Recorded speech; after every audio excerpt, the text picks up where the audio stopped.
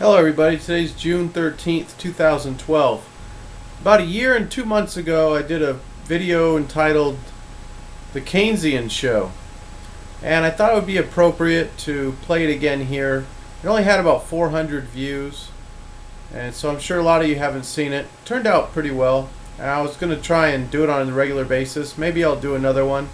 Tell me what you think.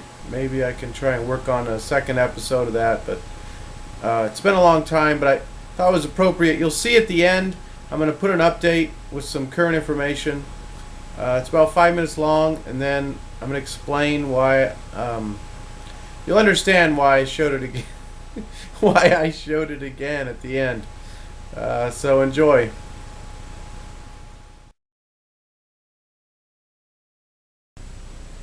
Hello everyone, and welcome to the very first Name That Keynesian Show. I'm your host, Moneybag73, and this is the show where we give you some quotes and tidbits of information about our featured Keynesian and the mystery location where they reside. Now, before we get going, for those of you who don't know what Keynesianism is, Keynesianism is widely accepted by a lot of individuals as the main reason why we have so many economic problems around the world currently. So, in order to direct your train of thought, I thought we'd start off with a quote from no other than John Maynard Keynes himself. And I quote, "By a continuing process of inflation, government can confiscate secretly and unobserved an important part of the wealth of their citizens." So with that in mind, let's go ahead and try and figure out who this featured Keynesian really is. The mystery Keynesian is 51 years old and has a Yale University education. In a recent article by Bloomberg, they used their Yale University education in coming up with the following answers. Inflation is a result of companies being unable to meet consumer demand, they said, and should be resolved by boosting loans for production. Okay. They also said they plan on increasing the money supply by 28%. Sorry, I couldn't keep a straight face on that.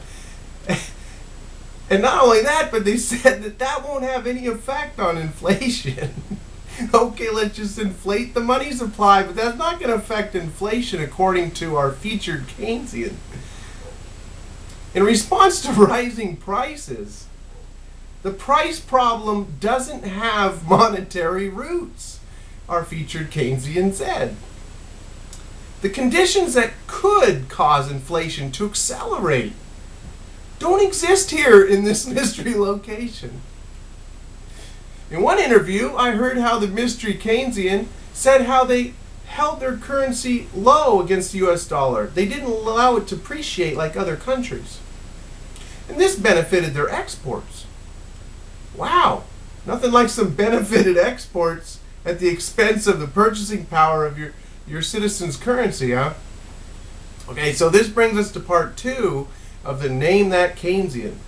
Now this is about the mystery location. In the early 1900s, our mystery location was in the top 10 richest nations in the world, actually ranking number 7.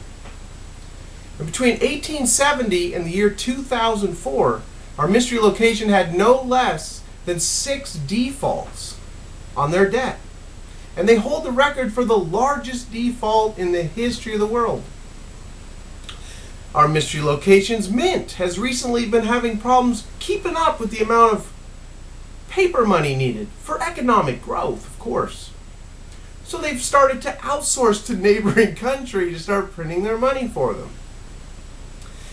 The economic lessons to be learned from our mystery location are that wealth and resources can be destroyed by big government and financial mismanagement. Okay, so our featured Keynesian is no other than Mercedes Marcó del Pont, the president of the central bank of the mystery location. Now, maybe you didn't know Miss Mercedes, but you may have known the country that we were talking about. The mystery location is Argentina. Argentina is a mystery location today on the Name That Keynesian show. And a little bit of information about Argentina. The name Argentina comes from the word argentum, which is the Latin for silver. And did you know that silver is also the word for money in more than 100 countries?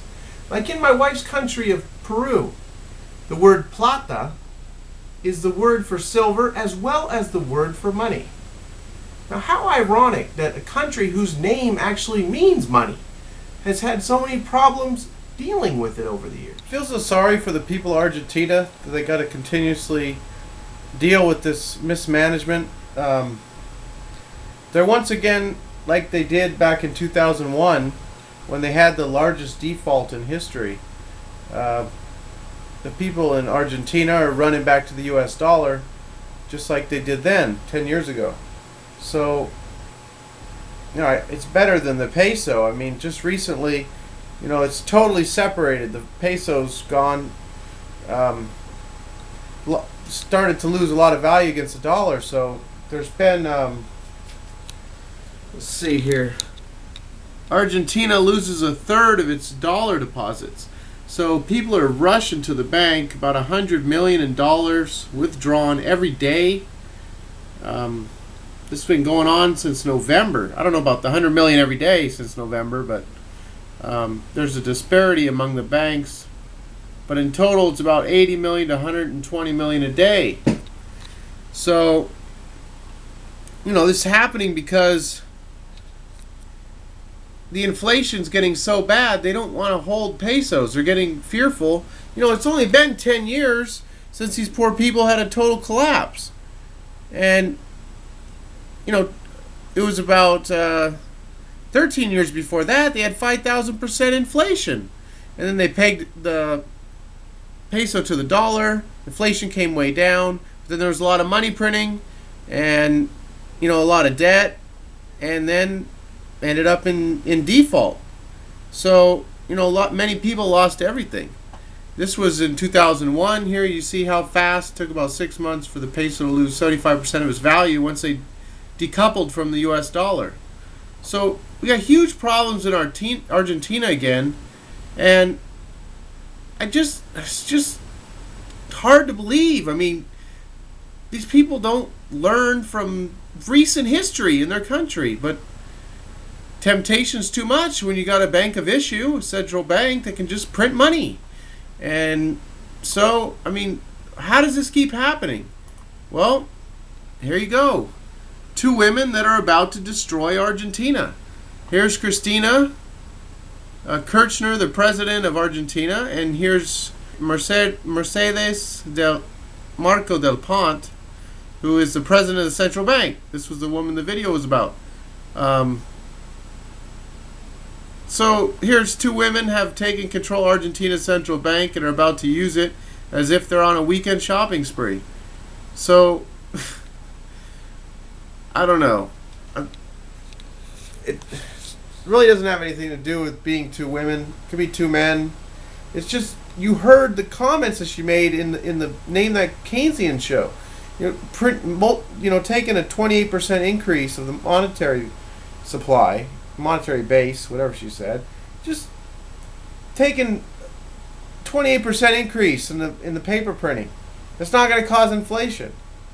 And just the other comments that she made just shows she doesn't have any understanding. And here they are.